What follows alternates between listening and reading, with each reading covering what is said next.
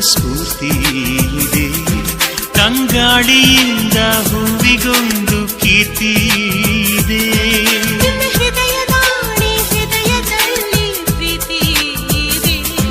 ಆ ಕಥೆಗಳೆಲ್ಲ ಕಣ್ಣ ತುಂಬಿ ನೀರಾಗಿದೆ.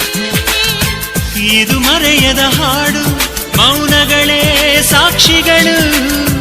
ಇದು ಮುಗಿಯದ ನೆನಪು, ವಿರಹಗಳೇ ಗುರುತುಗಳು.